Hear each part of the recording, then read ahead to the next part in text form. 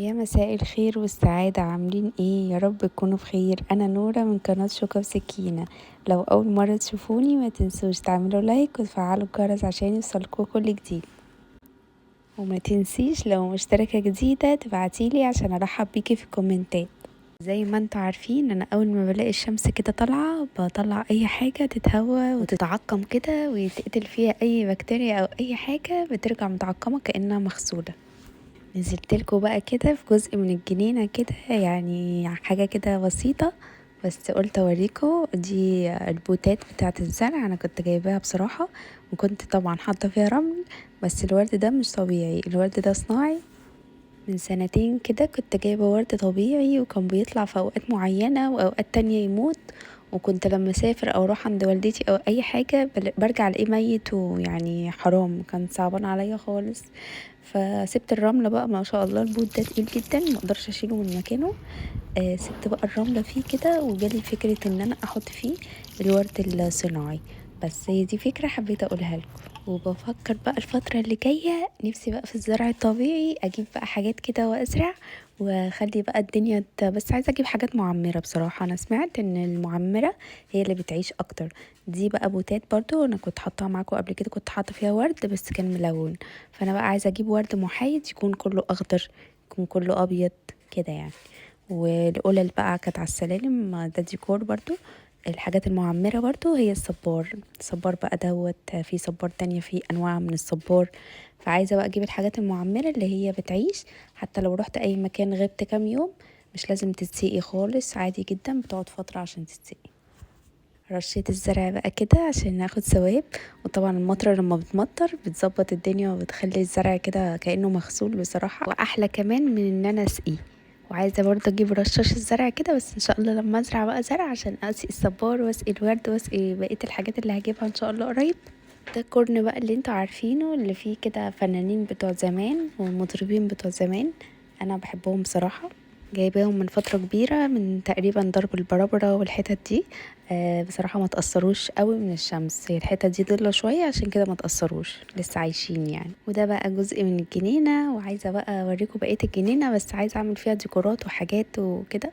في جزء تاني فيه مرجحة وبرجيلة كده، بس ان شاء الله على الصيف بقى كده، او الناس العمارة اللي قدامي اللي بتتبني دي، عشان انا خارجة يعني بالإسدال ومكسوفة جدا يعني، لانهم ما شاء الله قاعدين معايا في الشقه بصراحه. فانا عشان كده مش عارفه ادخل بقى واتجول براحتي، فهشوف بقى انا هعمل ايه بصراحه عشان استخبى منهم. اعمل برجيله، لسه هشوف الدنيا فيها ايه، بس مستنيه العماره تكمل اكتر، اقصى دور يعني، فاشوف بقى ساعتها اعمل ايه. كنت حاسه ان السور شكله مش نظيف، فحطيت له قطع النجيله دي ولزقتها بغيره.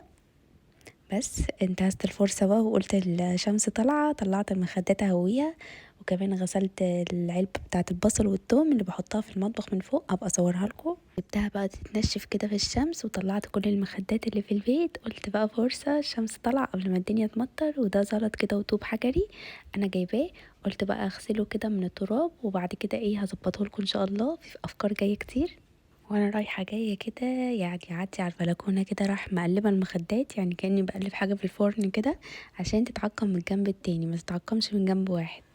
يلا بينا بقى على الغسالة وفقرة الغسيل الجميلة اللي كلنا زهقنا منها وحاجات ما بتخلص. الغسيل النهاردة بقى غوامق غوامق بقى، كحلي، نبيتي، اسود، كل الالوان، زيتي، كل الالوان الغامقه بجمعها مع بعض، ما بحطش معاهم فواتح على قد ما اقدر، لان الفواتح هتاخد من الغوامق، حتى لو الغوامق دي اصلا مش بتبهت، فهتلاقي الفواتح يعني مثلا لو روز او بيبي بلو او كده هتلاقيهم لونهم شرب من الاسود والكحلي وكده. نحاول كمان في الاسود بالذات نحاول نفتش الجيوب كده، لان لو منديل في الجيب يعني هيبهدل الغسالة وهيبهدل الدنيا كلها، ويخلي الغسيل عايز يتغسل تاني. فنخلي بالنا قوي ان ما نكونش في مناديل او اوراق في الجيوب، نفتش الجيوب كده كويس. والاكسجين طبعا تحفة جدا، هاتوا بريحة اللافندر هيعجبكم قوي، مميز عن الروائح التانية. انا بحب املى الغطا كده، وحسب الغسيل برضو البودر بيغير شويه في الاسود، طبعا يا نجيب جل اسود مخصص يا اما نحط بقى اوكسجين. بصراحه جميل، بقى لي فتره كبيره بستعمله، حلو جدا. انا بقى الغسيل ده عايزاه ينضف شويه، حاسه ان فعلا مش نضيف قوي، عايزه اغسله بقى كده على غسله محترمه. ففي غسيل للفقاعات الخارقه حلو جدا وبينضف، هشغل عليه بقى وبعد كده شويه وهخلص بقى حاجات كده في الشقه، وبعد كده الاقي الغساله خلصت ادخل بقى انشر قبل ما الشمس تروح.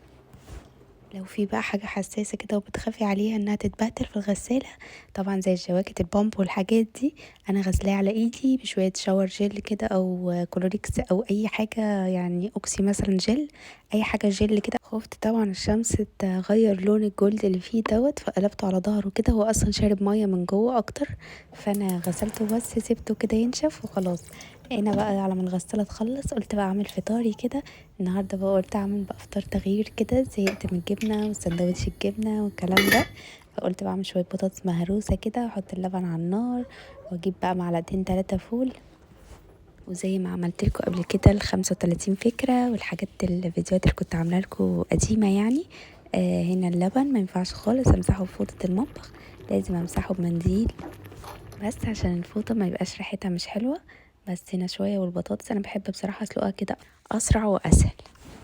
10 دقايق كده ورحت اجسها كده بالشوكة اشوفها استوت ولا لا، لقيتها الحمد لله استوت. حطيت عليها بقى رشة كمون، رشة فلفل اسمر كده بس خفيفة قوي عشان ما تغمقليش البطاطس، رشة بقدونس كده وشوية فول بقى عليهم زيت وليمون وكمون، بس كده واحلى فطار. وشوية زيت كمان على البطاطس، مش هزعل البطاطس. هروح بقى اسخن عيش كده واروح افطر، وبعد كده اكمل الروتين بتاعي. فطرت وخلصت، اروح بقى الغسالة خلاص خلصت. وحبيبة قلبي اللي عايزة تشوف الجزامة من جوه تستنى لاخر الفيديو، قبل الاخر كده هتلاقيني افتحها من جوه ووريها. عايزة اقول لكم ان القطط يعني اذكياء جدا وبياخدوا بالهم من الحاجات. انا القطة لما كانت بتسمع الصوت دوت كانت بتجري على البلكونة عارفة ان انا هروح انشر، فسبحان الله بصراحة جمال جدا وطيبين وحنينين. الحق انشر بقى قبل ما الشمس تروح. طبعا الغسيل ده يقعد مش اقل من يومين او 3 عشان ينشف، وحاجات تقيلة وصوف وكده. لو حابة بقى تعطري الغسيل بعد ما ينشف يوم او 2 ترشي عليه دوني او طبعا اي معطرات تانية بديلة للدوني يعني. ورشي عليه وسيبيه بقى نص ساعة في الشمس وخلاص طبقيه، ده بعد يومين في الشتاء يعني. انا بقى حسيت ان الشمس طالعة وفي لسعة هوا كده جامدة، قلت بقى لحسن ان الغسيل يطير كله على الارض، فشبكته بقى بالمشابك اللي معطراها معاكم في فيديوهات تانية. قلبوا كده في الفيديوهات بتاعتي هتلاقوني معطره المشابك كده بمعطر فظيع. والشرابات بقى اللي انتوا عارفين ان انا بفردهم كده على الترابيزه في الشمس، وبعد كده بقلبهم وهما بينشفوا مع نفسهم. يلا بينا بقى نشوف الاختراع التحفه دوت.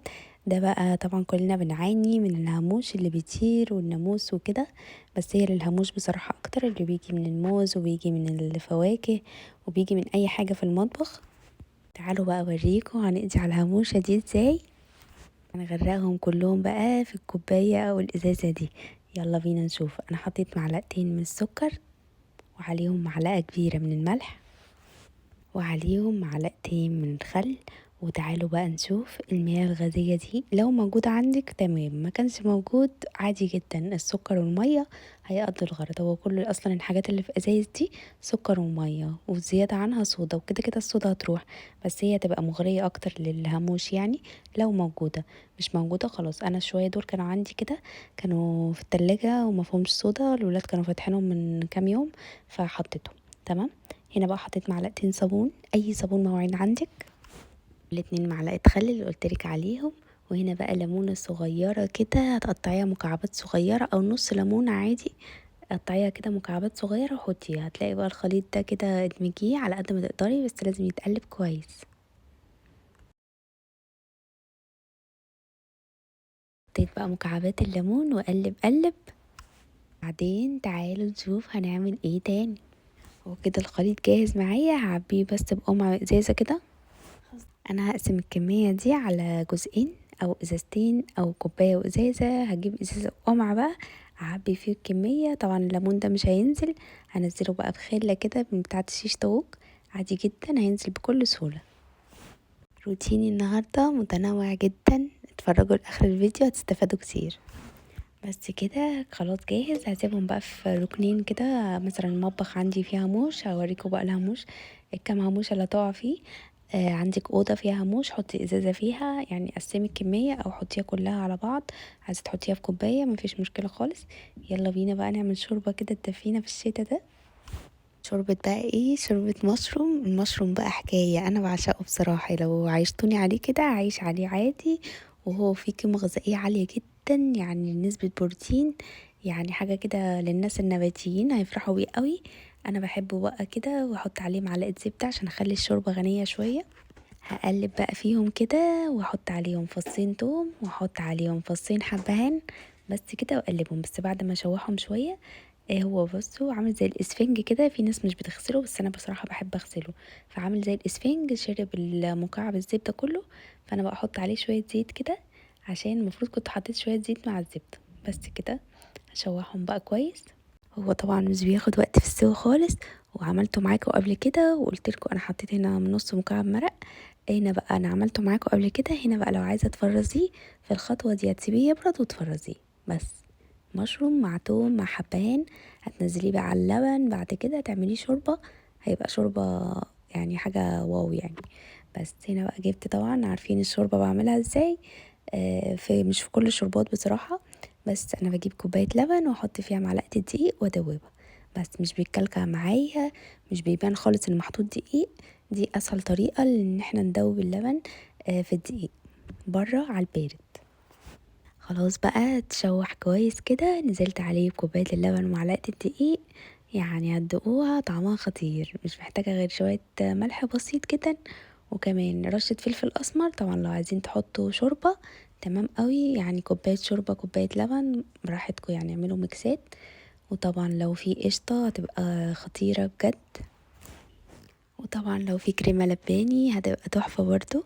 القشطه بديله بالنسبه لي للكريمه اللباني في الحوادق، لكن في الحلو لا، الحلو لازم نجيب كريمه لباني. الحمد لله عندي كنز، عندي معلقتين قشطه في الفريزر كده كنت شايلاهم، طلعتهم فكوا شويه وحطيتهم على يعني ما تقوليليش بقى ولا تقولي لي بقى كريمه لباني ولا اي حاجه. هتدي طعم غناوة، حتى لو حاطة لبن معلبات هتديكي طعم غني جدا. هتخليكي الشوربة حاجة كده بتدفي وحاجة تحفة. بس كده. انا بقى بحب الحاجات دي بصراحة في العشاء، ممكن جنب غدا، ممكن جنب اي حاجة. هعمل كمان معاكم ذرة برضو، وساعات بعملها كده واشيلها في التلاجة، وبالليل كده في العشاء وانا سقعانة خلاص بقى انا مش عايزة اغسل حاجة ولا اعمل حاجة، اقعد بقى اتدفى كده على كنبة مكاني المفضل، واقعد بقى اكل الشوربة، بتبقى بجد مشبعة جدا وبتدفيني حاجة كده عظمة. يلا بينا بقى نشوف الرمان. كان عندي كام رمانية عملتها معاكم في حلقة قبل كده، انا بفصصه ازاي. بقسم الرمانية 2 وبقلبها على وشها، وبعدين بفضل اخبط عليها بحاجة تقيلة شوية. بس كده بيتفصص كله بالطريقة دي وبكل سهولة. بعمله معاكم فيديو تاني. انا بقى هنا بوريكم ايه، بوريكم الولاد عندي بيحبوه بعسل، تمام، اللي بيحبوا بعسل مفيش مشكلة. هنا بقى بحط عارفين بتاع زمان، عارفين شربات الورد بتاع زمان اللي كانوا بيعملوا في حلة كبيرة ويقعدوا يفرقوه كده في الأفلام اللي احنا بنتفرج عليها. هو ده بقى منتج مصري جميل. تعالي لي بقى اللي عايزة الجزامة وعايزة تفاصيل عنها، والله حاولت بأقصى جهدي ان انا اعمل لك الفيديو اللي انت عايزاه. هي دي الجزامة من جوه، كان حد قايل لي من حبايب قلبي، كان قايل لي عايزين نشوف الجزامة من جوه عشان يصمموا زيها يعني. انا حبيت اوريها لكم هنا، الستانلس ستيل دي عاملها لي حلوه قوي في المساحه، وبتاخد لي اكتر من شوز وهتشوفوا دلوقتي. هي بتتركب كمان وبتتشال عشان لو عايزه احط بوتس كبيره كده، يعني بوت واحطه كده يبقى طويل يعني، فهيبقى جميل جدا وياخد المساحه. هنا بقى حطيت كوتشيين تحت وكوتشي فوق، وهجيب كوتشي تاني احطه.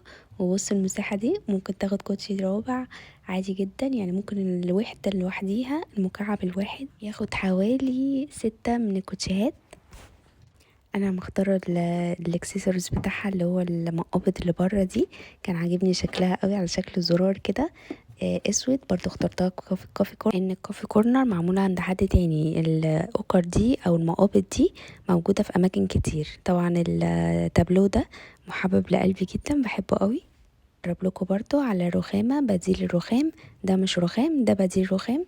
الطول بتاع الجزامة 110، العرض 170، العمق بقى 30. بس كده دي مقاسات الجزامة بالملي. يا دوب بتاخد كوتشي، ويعني مساحة الكوتشي العمق بتاعها، وكمان الضرفة بتتقفل عليه، بس كده هو ده العمق بتاعها. انا قلت لكم ان هي مش عريضة قوي. اسكت؟ لا مسكتش. يلا بقى نعمل تاني. لا مش هنعمل غدا، انا كان عندي غدا بصراحة فانا قضيت بيه. هنا بقى هعمل لكم شعرية باللبن، حاجة كده تدفي برضو بالليل، حاجة بقى وجبة كده مشبعة جميلة بجد. جربوها بالطريقة دي هتعجبكم جدا. جبت بقى معلقة سمنة، وجبت حلة عندي وحطيت فيها معلقة السمنة، وحطيت عليها الشعرية وشوحتهم كويس. لما اخد اللون ده، هي مش محروقة ولا حاجة، معرفش هي الكاميرا مبينالكوا ايه، بس الكاميرا لما بيجي عليها البخار لون الحاجة الطبيعي بيختلف تماما. فدي بس حاجة حابة اوضحها لكم. هنا بقى هغطي عليها واسيبها تستوي كده مع المية. في ناس بتحط لها لبن كده، لا انا بحط لها مية تستوي في المية وبعد كده احط لها اللبن. احط معلقتين كبار من السكر، قلب قلب، وبعدين احط رشة فانيليا. هنا بقى الشعرية عندي استوت وقمر قمر بجد، تحفة، عايزة تتاكل كده اصلا. بقى لبن عادي من التلاجة بارد خالص، احطه بقى عليه. انا كده اطمنت ان هي استوت، وبوريها لكم هي مفلفلة ازاي، وبحاول اوضح لكم اللون بتاعها. نخلي بالنا نهدي عليها النار، ما نروحش بعيد عشان مش تتحرق مننا ويبقى طعمها مش حلو خالص. سلام بقى لو عندك لبن بلدي اللي هو في كيس ده اللي بيتباع عند اللبان، ده بيدي طعم تحفة. لو ما عندكيش خلاص اللبن العلب هيقضي الغرض، بس هتبقى مميزة اكتر. نعمل ميكسات في اللبن، لبن علب مع لبن بلدي، في الحاجات اللي زي كده، زي البليلة، زي الرز بلبن، زي ما قلت لكم في فيديوهات كتير، الشعرية باللبن. في حاجات كده معينة لازم تبقى فيها كده لبن دسم، مش لبن كده خفيف ومعمول بلبن بودرة وخلاص، لا لبن دسم كده وفيه خير كده. لو عندكم زبدة صفرا وعايزين تحطوها تمام، بس مش مستحب ان هي تعمل بزيت، يعني يا سمنة يا زبدة صفرا. لا بحبها سخنة نار. انا بقى حطيت اللبن، سبته بقى يغلي مع بعضه كده، مع السكر مع الشعرية مع كله، خلاص اخدوا غلوة، هطفي عليهم على طول وهغرفهم معاكم، وبألف هنا وشفا على قلوبكم. يلا تشجعي وقومي اعملي شعرية باللبن كده ودفي البيت، ومش قادرة اقولك بقى ريحة البيت هتبقى عاملة ازاي مع الفانيليا والسكر، حاجة كده تحفة. عايزاكم تجربوها مش هتندموا، وادعولي ما تنسوش تسموا بالله وتصلوا على النبي في كل حاجة بتعملوها، عشان يبقى فيه بركة كده وحاجات حلوة. بس كده، وانتظروني في فيديو جديد.